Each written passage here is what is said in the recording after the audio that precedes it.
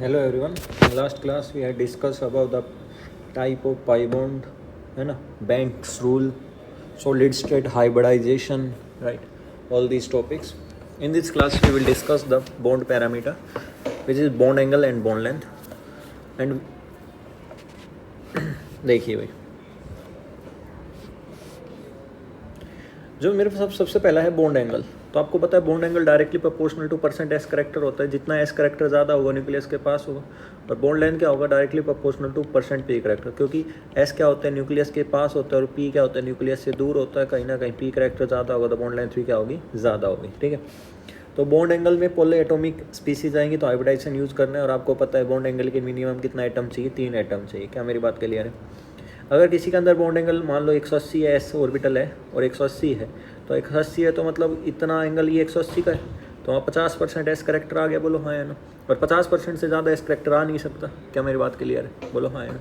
अगर किसी में 90 है, बॉन्ड एंगल 90 है, तो कितना करेक्टर आएगा, 25%। ठीक है, मतलब अगर आपके पास 90 से 180 गया बॉन्ड एंगल, तो 25 से कितना हो गया, 50। तो बॉन्ड एंगल बढ़ने पे क्या बढ़ा, परसेंट एस करेक्टर बढ़ा। क्या मेरी बात क्लियर? और अगर बॉन्ड एंगल बढ़ रहा है तो परसेंट एस करेक्टर बढ़ रहा है, और बॉन्ड लेंथ बढ़ रही है, मतलब क्या बढ़ रहा है, परसेंट पी करेक्टर होता है। क्योंकि P as compare to S क्या होता है, इलंगेटेड होता है। ऐसा भी आप समझ सकते हो। क्लियर?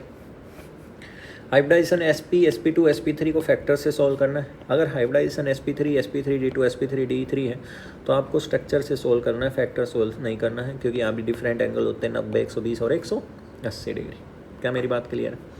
कभी एस करेक्टर 50 से ज़्यादा नहीं होगा। सबसे पहला फैक्टर आता है हाइब्रिडाइजेशन। आपको जितने भी फैक्टर हैं वो इसी वे में अप्लाई करने हैं। तो नंबर ऑफ हाइब्रिड ऑर्बिटल, बोलो हाँ या ना? बोल दो, या परसेंट एस करेक्टर बोल दो। तो bond angle directly proportional to percent S character और inversely proportional to number of hybrid orbital. जैसे जैसे हाइब्रिड ऑर्बिटल बढ़ता है, 2 से 3, 3 से 4, 4 से 5, तो आपके पास कहीं ना कहीं बॉन्ड एंगल भी डिक्रीज होता है। sp में 180 होता है, sp2 में 120 होता है, sp3 में 109 डिग्री 28 मिनट होता है, तो बॉन्ड एंगल डिक्रीज होता है। जैसे BeCl2 है, BeCl3 है, CCl4।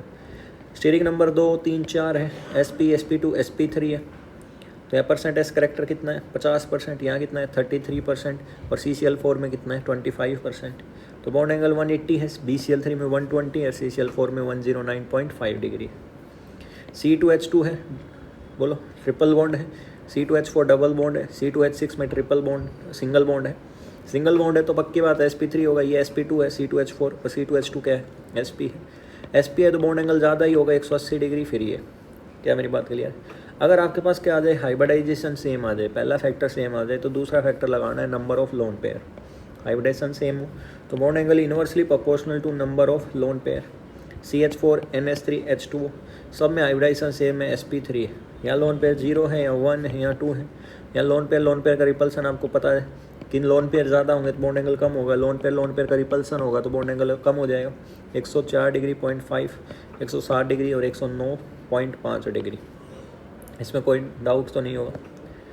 NH4 positive, NH3 NH2 same वही है, लोन पेयर 0, 1, 2। उस हिसाब से यहाँ लोन पेयर ज़्यादा है और bond angle inversely proportional to number of lone pair. तीसरा आता है check type of bond pair repulsion. मान लो अगर पहला दोनों सेम आ जाए, क्या क्या सेम आ जाए, हाइब्रिडाइजेशन और नंबर ऑफ लोन पेयर। तीसरे नंबर पे पहले आपको चेक करना है कि किस टाइप का रिपल्सन है। बॉन्ड पेयर का रिपल्सन सिंगल बॉन्ड है या सिंगल बॉन्ड मल्टीपल। मान लो 3 एग्जाम्पल है, तीनों एग्जाम्पल में सिंगल है तो चौथे फैक्टर पे जाएंगे। कहीं सिंगल बॉन्ड है, दूसरे में सिंगल बॉन्ड मल्टीपल बॉन्ड है, तो चौथे फैक्टर पे नहीं जाएंगे, इसी फैक्टर से सॉल्व हो जाएगा।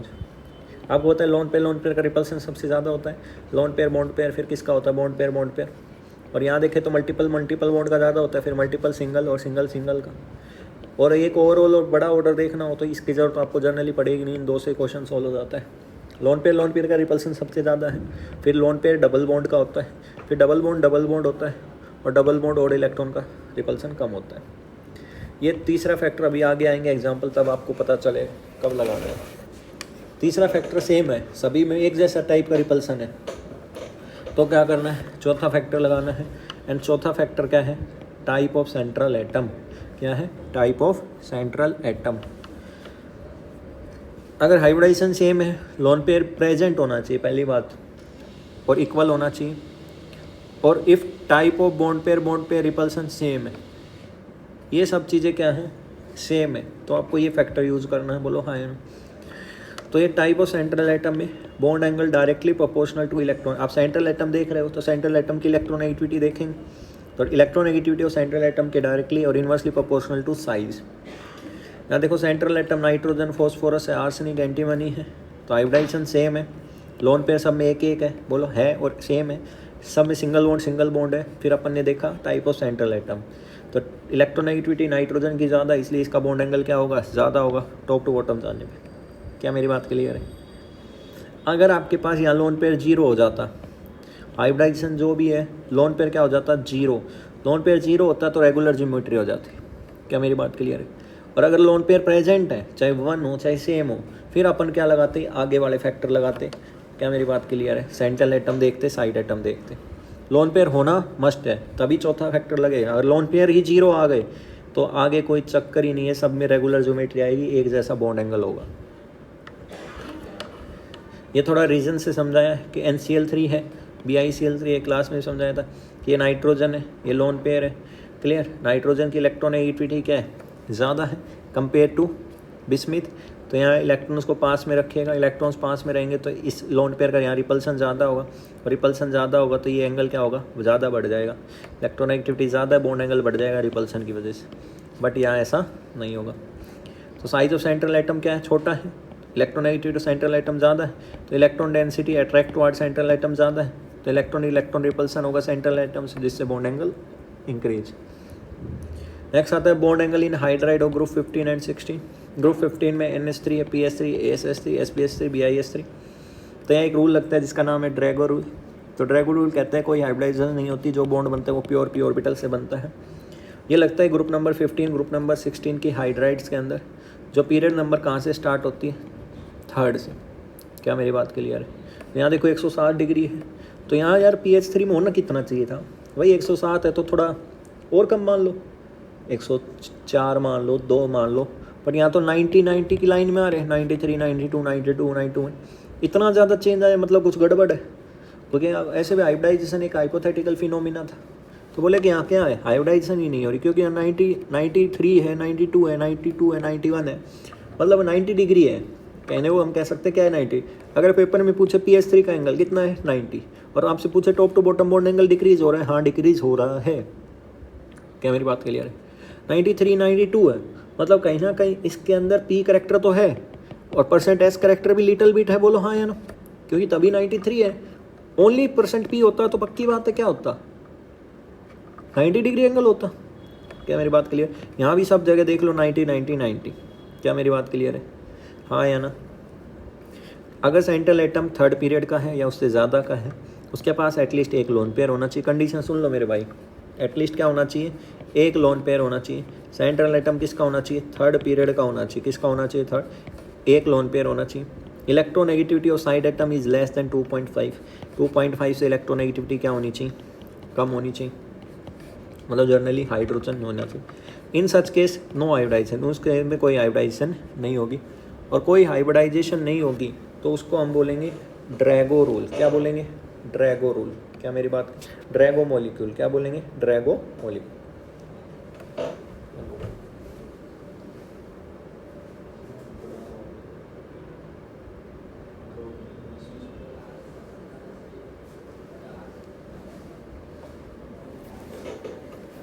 समझ में आए? तो इनको बोलते हैं ड्रैगो मॉलिक्यूल। क्या बोलते हैं, ड्रैगो मॉलिक्यूल। तो इनके अंदर जो बॉन्ड बनता है वो प्योर पी ऑर्बिटल से बनता है, इसलिए इनका बॉन्ड एंगल कितना है, 90 डिग्री। कितना है, 90 डिग्री। क्या मेरी बात क्लियर है?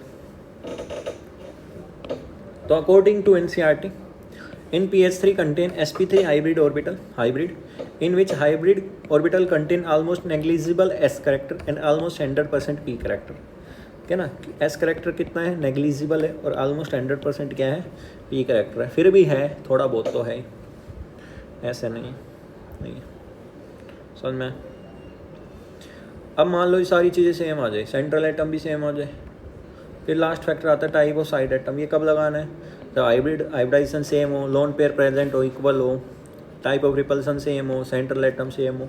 फिर बॉन्ड एंगल जो होगा वो साइड एटम देखना है, तो साइड एटम का साइज देखेंगे, तो directly proportional to size of side atom, inversely proportional to electronegativity of side atom. किसके लिए अप्लाई करना है? ये फ्लोरीन के लिए अप्लाई करना है। किसके लिए अप्लाई करना है? फ्लोरीन के लिए। क्या मेरी बात क्लियर है? बोलो। PF3, PCl3, PBr3, PIR central atom same है, हाइब्रिडाइजेशन सेम है, लोन पेयर सेम है, टाइप ऑफ रिपल्सन सेम है, आयोडीन का साइज बड़ा है तो यहाँ बॉन्ड एंगल भी ज़्यादा होगा। नेक्स्ट आता है रेगुलर ज्योमेट्री। अभी क्वेश्चंस भी करेंगे, है ना, थोड़ा रुको। रेगुलर ज्योमेट्री कब होगी? बहुत इंपॉर्टेंट पॉइंट है भाई। रेगुलर ज्योमेट्री तब होगी कोई भी हाइब्रिडाइजेशन फॉर एनी हाइब्रिडाइजेशन, मतलब 4 मॉलिक्यूल, चारों की sp3 है, ठीक है। फिर आपके पास क्या देखना है? सेंट्रल एटम के पास लोन पेयर 0 है, कहानी ख़त्म, रेगुलर ज्योमेट्री हो जाएगी। थोड़ा ये बात है।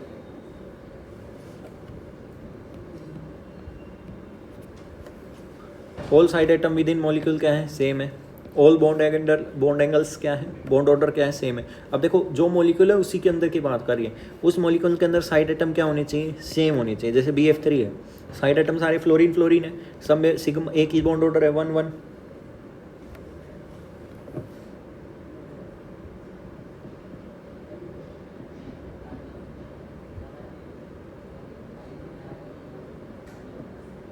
बोलो, है ना। बॉन्ड लेंथ इक्वल होगी, बॉन्ड एंगल भी सेम हो गया विद इन मॉलिक्यूल, तो वहाँ बॉन्ड एंगल भी सेम आ जाएगा। तो इस BF3, BCl3, BBr3, BI3 में मत देखना आयोडीन का साइज बड़ा, हाँ आनंद आ गया ना, क्या है? लोन पेयर है ही नहीं। तो जो BF3 का होगा वही BCl3 का होगा, वही BBr3 का होगा, वही BI3 का होगा, क्योंकि हाइब्रिडाइजेशन सेम है। क्या मेरी बात क्लियर है? लोन पेयर 0-0-0, BF3 है और एक BI3, यहाँ लोन पेयर 0 है। ऑल साइड एटम सेम है, बॉन्ड ऑर्डर सेम है, बॉन्ड सेम, लोन पेयर 0 है, ऑल साइड एटम सेम है, बॉन्ड ऑर्डर बॉन्ड लेंथ क्या है? सेम है। Bond length bond angle are same, means same hybridization. BF3, AlCl3, GABr3, IN3 सब में 120 degree है, बराबर है। BF4, SI4, PCl4 सब बराबर है, लोन पेयर 0 है। SO4 2 नेगेटिव में कितने एंगल 109 डिग्री 28 मिनट के होंगे? 6, क्योंकि यहाँ क्या हो रहा है? रेजोनेंस हो रहा है। लोन पेयर 0 है, साइड एटम सेम है, बॉन्ड ऑर्डर डिफरेंट दिख रहा है बट ऐसा नहीं है, रेजोनेंस हो रहा है, और रेजोनेंस होने से बॉन्ड ऑर्डर सबका 1.5 है, सब बराबर है, सब बॉन्ड एंगल बराबर है। PO4 3 minus, SO4 2 minus, ClO4 minus, सब में क्या है? सब कुछ बराबर है। sp3 बोलो हाँ या ना। Loan pair 0, loan pair 0, loan pair 0, समझ में सब बराबर है। NH4, NHF4, PH4, PF4 सब बराबर बॉन्ड एंगल, यही सवाल आता है। CH4, CF4 सब बराबर, क्योंकि लोन पेयर है ही नहीं। साइड एटम देखो, विद इन अ मॉलिक्यूल देखना मेरे भाई, साइड वाले से मत देखना कि इसमें तो हाइड्रोजन है या फ्लोरीन है, इससे कोई मतलब नहीं। सेंट्रल एटम पे देखो, सारे साइड एटम क्या है? हाइड्रोजन है, यहाँ सारे क्या है? फ्लोरीन है, बोलो हाँ है ना, सारे हाइड्रोजन है ना। विद इन मॉलिक्यूल देखो, दूसरे वाले से कोई मतलब नहीं है। एक NO2 प्लस है, एक NO2 है, एक NO2 माइनस है। यहाँ देखो 2 3 3, लोन हाइब्रिडाइजेशन अलग आ गई, इसका sp आ गया, ये sp2 है, ये sp2 है, तो ये तो सबसे ज़्यादा हो ही गया क्योंकि sp है, बोलो हाँ यार। ये दोनों sp2 है, इसका स्ट्रक्चर बनाया आपने, एक ओड इलेक्ट्रॉन है, यहाँ कितने हैं? 2 ओड इलेक्ट्रॉन, बोलो हाँ या ना। एक बात बताओ, खुद ही बताओ यार, ये एक इलेक्ट्रॉन इसको रिपेल करेगा और यहाँ कितने इलेक्ट्रॉन रिपेल करेंगे? 2 इलेक्ट्रॉन। तो यहाँ लोन पेयर का बॉन्ड पेयर का रिपल्सन ज़्यादा है और लोन पेयर बॉन्ड पेयर का रिपल्सन ज़्यादा है, तो ये दोनों पास आ जाएंगे, तो बॉन्ड एंगल घट जाएगा। यहाँ थोड़ा लिटिल बिट रिपल्सन करेगा तो इतना ज़्यादा नहीं होगा, इसके कंपेरिजन में इसका बॉन्ड एंगल ज़्यादा मिलेगा, बोलो हाँ या ना। तो इस वाले का बॉन्ड एंगल क्या मिलेगा? ज़्यादा मिलेगा मेरे भाई। ClO2 माइनस OCl2, यहाँ बताओ, 2 centre 2 electron, hybridisation 3 4, sp2 sp3, ये तो ज़्यादा हो गया। इसका स्ट्रक्चर बनाओ, बोलो हाँ या ना। यहाँ देखो 2 लोन पेयर है, यहाँ भी 2 लोन पेयर है मेरे भाई। फिर क्या देखेंगे? फिर लगाएंगे टाइप ऑफ रिपल्सन, यहाँ मल्टीपल सिंगल है, यहाँ सिंगल है। मल्टीपल सिंगल का रिपल्सन ज़्यादा होगा, तो रिपल्सन ज़्यादा होगा तो ये पास आएंगे या दूर जाएंगे, तो बॉन्ड एंगल बढ़ेगा। यहाँ सिंगल बॉन्ड का रिपल्सन कम होगा, रिपल्सन कम होगा तो बॉन्ड एंगल कम होगा, बोलो हाँ या ना। ClO2 माइनस OCl2, खत्म। किससे सोल्व किया? तीसरे फैक्टर से, टाइप ऑफ रिपल्सन, बोलो हाँ या ना। H2O, OF2, OCl2, hybridisation 4 sp3, lone pair सब में 2 2 2, अब मेरे भाई यहाँ देखो साइड एटम हाइड्रोजन है, सब में सेंट्रल एटम सेम है, लास्ट वाला फैक्टर लगाएंगे। साइड एटम देखो, साइड एटम क्या है, क्लोरीन है, क्लोरीन का साइज देखोगे, यहाँ क्या देखोगे फ्लोरीन, फ्लोरीन का क्या देखोगे इलेक्ट्रोनेगेटिविटी, यहाँ क्या देखो हाइड्रोजन, हाइड्रोजन का देखोगे साइज। अरे आपको पता है कि साइड एटम क्या है, अगर फ्लोरीन है तो उसका इलेक्ट्रोनेगेटिविटी देखते हैं और इलेक्ट्रोनेगेटिविटी बॉन्ड एंगल की इन्वर्सली प्रोपोर्शनल होती है। बोलो हाँ या ना। इसलिए सबसे कम किसका होगा, OF2 का, सबसे ज़्यादा OCl2, फिर H2O, फिर OF2। बोलो OCH3, OCl, OBr, OI, सबसे ज़्यादा आयोडीन, आयोडीन, फिर ब्रोमीन, ब्रोमीन, क्लोरीन, क्लोरीन, फिर CH3, CH3। बोलो हाँ या ना। क्या मेरी बात क्लियर है? H2O, CH3OH, ये भी कर लोगे। बोलो हाँ या ना। CH3, CH3 को बल्कि ग्रुप है, दोनों बल्कि ग्रुप है तो रिपल्सन ज़्यादा होगा, रिपल्सन ज़्यादा होगा तो बॉन्ड एंगल ज़्यादा होगा। या एक ही बल्कि ग्रुप है, यहाँ बल्कि ग्रुप नहीं है। बोलो हाँ या ना। साइड से कर लिया। बोलो समझ में। नेक्स्ट आता है COF2। COF2 में C डबल बॉन्ड O है और कितने फ्लोरीन लगे हुए हैं, 2 फ्लोरीन लगे हुए हैं। तो हाइब्रिडाइजेशन कितनी आ गई, 3 आ गई। Sigma sigma sigma, lone pair कितना है, 0। बोलो हाँ या ना। पर रेगुलर ज्योमेट्री आनी चाहिए मेरे भाई, पर रेगुलर ज्योमेट्री नहीं आएगी। क्यों? क्योंकि साइड एटम मेरे भाई डिफरेंट है। अरे यार with in molecule side atom same होने चाहिए तभी रेगुलर ज्योमेट्री आती है। यहाँ साइड एटम यार ऑक्सीजन है, यहाँ फ्लोरीन है, फ्लोरीन है। बोलो हाँ या ना। क्या मेरी बात क्लियर है? तो यहाँ पे मल्टीपल बॉन्ड है, multiple double single, bond order भी सेम नहीं है। ध्यान रखना भाई, ये जो रेगुलर ज्योमेट्री वाली बात बोली ये कहाँ है, सेंट्रल एटम लोन पे है तो 0 होना चाहिए। Side atom with in molecule, उसी मॉलिक्यूल के अंदर, BF3 मतलब BF3, दूसरे से कोई मतलब नहीं है। सारे साइड एटम सेम होने चाहिए, बॉन्ड ऑर्डर सेम होना चाहिए, बॉन्ड लेंथ सेम होनी चाहिए, तब जाके बॉन्ड एंगल सेम आता है, ऐसा नहीं है। बोलो अब देखो, तो ये पूछा है भाई X, Y और Z के बारे में पूछा है। बोलो हाँ या ना। अब मेरे भाई ये देखो, X डबल बॉन्ड है, डबल बॉन्ड सिंगल है, डबल बॉन्ड सिंगल है, तो ये मल्टीपल सिंगल बॉन्ड है, मल्टीपल बॉन्ड सिंगल बॉन्ड है, तो कहीं ना कहीं रिपल्सन ज़्यादा होगा। और जो ये X रिपल करेगा वही Z रिपेल करेगा, दोनों में ये सेम ही है। और कहीं ना कहीं यहाँ रिपल्सन ज़्यादा होगा क्योंकि मल्टीपल सिंगल का रिपल्सन ज़्यादा होता है, इसलिए X और Z का बॉन्ड एंगल ज़्यादा होगा। किससे? Y से। बोलो हाँ, ये रिपल्सन ज़्यादा करेंगे यार, रिपल्सन ज़्यादा करेंगे यार, तो ये दोनों फ्लोरीन पास पास आ जाएंगे, और दोनों फ्लोरीन पास पास आ जाएंगे तो Y का एंगल घट जाएगा। बोलो नेक्स्ट देखो CH2F2, यहाँ भी बराबर नहीं होगा। क्यों? क्योंकि साइड एटम क्या है, डिफरेंट है। तो देखो हाइड्रोजन है और फ्लोरीन है, तो फ्लोरीन की इलेक्ट्रोनेगेटिविटी ज़्यादा है तो यहाँ फ्लोरीन वाले इलेक्ट्रॉन यहाँ रहेंगे, और हाइड्रोजन और कार्बन में कार्बन की ज़्यादा है तो यहाँ पास पास रहेंगे। तो कार्बन कार्बन के इलेक्ट्रॉन ये देखो, ये वाला और ये वाला देखो, कार्बन हाइड्रोजन जो एंगल X वाला है, यहाँ दोनों पास पास है तो यहाँ रिपल्सन ज़्यादा होगा, रिपल्सन ज़्यादा होगा तो बॉन्ड एंगल ज़्यादा होगा। ये देखो कार्बन हाइड्रोजन कार्बन फ्लोरीन में थोड़ा रिपल्सन कम होगा। क्यों? क्योंकि यहाँ थोड़ा एक पास है एक दूर है। और कार्बन फ्लोरीन जेड वाला एंगल जो है इसमें रिपल्सन सबसे कम होगा, तो इसका बॉन्ड एंगल सबसे कम होगा।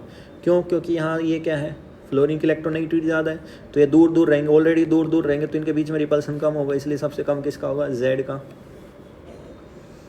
बोलो नेक्स्ट है COF2, COCl2, COBr2। ये बहुत शानदार एग्जाम्पल है ना, ये सारे एग्जाम्पल आपको करने हैं मेरे भाई। तो ये एंगल पूछा है X, Y और Z, और एक एंगल पूछा है अल्फ़ा, बीटा और गामा। तो X, Y और Z में तो आपको पता है ये Z सबसे ज़्यादा होगा कि साइज, ब्रोमीन का साइज देखोगे, यहाँ क्लोरीन का साइज देखोगे, यहाँ फ्लोरीन का साइज देखोगे। अल्फ़ा बीटा गामा है, अल्फ़ा बीटा गामा में कौन सा एंगल ज़्यादा होगा, अल्फ़ा का। बोलो हाँ या ना। फिर कौन सा होगा, बीटा का, फिर किसका होगा, गामा का। क्यों? बोलो देखो, क्या ये ब्रोमीन का साइज़ बड़ा है? अगर ये साइज़ बड़ा है तो ये पास आएंगे या दूर रहेंगे, दूर रहेंगे तो क्या इसके पास रहेंगे, इसके पास रहेंगे तो ये एंगल तो कम हो जाएगा गामा वाला। या फ्लोरीन का तो बॉन्ड एंगल बहुत कम है। बोलो हाँ है ना, बहुत कम है, तो ये बिल्कुल पास पास रहेंगे, और बिल्कुल साइज छोटा है ना तो रिपल्सन भी नहीं करेंगे, पास पास रहेंगे तो ये एंगल बढ़ जाएगा, इसलिए अल्फा एंगल क्या है, ज़्यादा है। XgF2 CO2 अलग अलग आ गया तो इसका फैक्टर लगेगा, स्ट्रक्चर से करेंगे। बोलो हाँ या ना। तो यहाँ sp3d है और यहाँ sp है। बोलो तो यहाँ कितना है, CO2 का एंगल 180 है। बोलो और यहाँ XgF2 है ना, तो XgF में एंगल कितना है, 180 डिग्री, लीनियर दिख रहा है, तो एंगल दोनों का बराबर है। SF4 और CO2 में कितना है, इसका ज़्यादा है, CO2 का, क्योंकि यहाँ ये लोन पे रिपेल करेगा, तो रिपेल करने से एंगल डिक्रीज हो जाएगा 180 डिग्रीज। ये वाला एंगल जो देख रहे हैं अपन, ये डिक्रीज हो जाएगा 180 से। बोलो ये एग्जांपल देखो, ये एंगल कितना है, X, ये एंगल Y है। बोलो हाँ या ना। तो X क्या होगा, ज़्यादा होगा किससे, Y से, क्योंकि X की इलेक्ट्रोनेगेटिविटी ज़्यादा है Y से। ClF3, CrBr3, ये देखो ClF वाला बॉन्ड एंगल पूछा है Br और F वाला ये एंगल पूछा है Y। तो X और Y में X की ज़्यादा होगी Y से, क्योंकि सेंट्रल एटम क्लोरीन और ब्रोमीन में इलेक्ट्रोनेगेटिविटी सेंट्रल एटम की ज़्यादा है, इसलिए X ज़्यादा होगा Y से। नेक्स्ट आता है एग्जिस्टेंस और नॉन एग्जिस्टेंस। तो PCl5 एग्जिस्ट करता है, PH5 एग्जिस्ट नहीं करता, ये आपको पता है। SF एग्जिस्ट करता है, SH4 एग्जिस्ट नहीं करता, बोलो। और SH4 ये भी नॉट एग्जिस्ट करता है, अभी समझाऊंगा ये भी। IF7 एग्जिस्ट करता है बट IH7 एग्जिस्ट नहीं करता। XgF2 एग्जिस्ट करता है बस XgS2 एग्जिस्ट नहीं करता। अगर सेंट्रल एटम थर्ड पीरियड उससे ज़्यादा होगा और साइड एटम की इलेक्ट्रॉनेगेटिविटी 2.5 या उससे ज़्यादा हो तो d ऑर्बिटल पार्टिसिपेट करती है बॉन्ड फॉर्मेशन में, जैसे PCl5, SF6, IF7, XgF2। But अगर साइड एटम की इलेक्ट्रॉनेगेटिविटी 2.5 से हो कम हो तो d ऑर्बिटल पार्टिसिपेट नहीं करती। इसको कहते हैं कॉन्ट्रैक्शन ऑफ d ऑर्बिटल नहीं होता, या एक्सपेंशन ऑफ d ऑर्बिटल हो जाता है। क्योंकि मेरे भाई अगर SF6 है तो सेंट्रल एटम पे पॉजिटिव चार्ज आएगा, और सेंट्रल एटम पे पॉजिटिव चार्ज आएगा तो जो d ऑर्बिटल दूर है उसको पास कर खींच लेगा, क्योंकि कॉन्ट्रैक्शन बढ़ गया, Z इफेक्टिव बढ़ गया, पॉजिटिव चार्ज बढ़ गया, Z इफेक्टिव बढ़ गया, तो Z इफेक्टिव बढ़ने से d ऑर्बिटल को अपनी तरफ खींच लेगा, तो d ऑर्बिटल क्या आएगी, पास आ जाएगी, और d ऑर्बिटल कॉन्ट्रैक्ट हो जाएगी, d ऑर्बिटल पास आ जाएगी। ये जो d ऑर्बिटल पास आ रही है इसकी वजह से इलेक्ट्रॉन आगे एक्साइट करके बॉन्ड बना लेता है। बट यहाँ पे SH6 है तो सल्फर पे नेगेटिव चार्ज आएगा, तो Z इफेक्टिव कम है, नेगेटिव चार्ज ज़्यादा है तो, और नेगेटिव चार्ज ज़्यादा है तो एक्सपेंशन हो जाएगा, और एक्सपेंशन हो जाएगा मतलब d ऑर्बिटल का कॉन्ट्रैक्शन नहीं होगा। अरे दूर चली गई तो इतनी एनर्जी अवेलेबल नहीं होती कि इलेक्ट्रॉन को मैं आगे एक्साइट करवा दूँ। तो hydrogen does not provide sufficient energy for electron to promote to d orbitals. क्या मेरी बात क्लियर है? ये 3 केस हैं। एक एटम है 3s 3p 3d है, बोलो हाँ है ना। मान लो इस 3s में 2 लोन पेयर है, इसको उठा के 3d में भेजूंगा, जितने अनपेड इलेक्ट्रॉन ज़्यादा होंगे तभी नंबर ऑफ बॉन्ड ज़्यादा बनाएगा। अगर मैं A के ऊपर पॉजिटिव चार्ज आ गया तो ये d ऑर्बिटल पास आ जाएगी, और d ऑर्बिटल पास आ जाएगी तो 3s से इलेक्ट्रॉन जाना आसान हो जाएगा। और अगर नेगेटिव चार्ज आ गया तो d दूर चली जाएगी, तो यहाँ से जो 2 इलेक्ट्रॉन में से 1 इलेक्ट्रॉन आगे एक्साइट करना था वो पॉसिबल नहीं हो जाएगा। क्यों? क्योंकि एक्सपेंशन ऑफ d ऑर्बिटल हो जाएगा, बोलो। नेक्स्ट आता है बॉन्ड लेंथ। तो बॉन्ड लेंथ में फैक्टर आता है पहला नंबर ऑफ सेल, जितनी सेल ज़्यादा होगी उतना बॉन्ड लेंथ क्या होगी, ज़्यादा होगी, वो भी सी बात है। ये HF HCl HBr आपको पता है बॉन्ड लेंथ बढ़ रही है, क्या मेरी बात? F2Cl2Br2 आपको पता है बॉन्ड लेंथ बढ़ रही है। ये बॉन्ड लेंथ का ऑर्डर है, बॉन्ड एनर्जी का ऑर्डर हम पहले पढ़ चुके हैं। कहाँ पे? VBT में पढ़ा था, बोलो हाँ है ना। टाइप ऑफ ओवरलैपिंग, सबसे पहले bond energy directly proportional to किसके, inversely proportional to shell number. और दूसरे पे क्या देखते थे, अगर सेल नंबर सेम होता तो सिग्मा बॉन्ड में P कैरेक्टरिस्टिक्स में ज़्यादा, उसकी बॉन्ड एनर्जी ज़्यादा, और पाई बॉन्ड में D कैरेक्टर।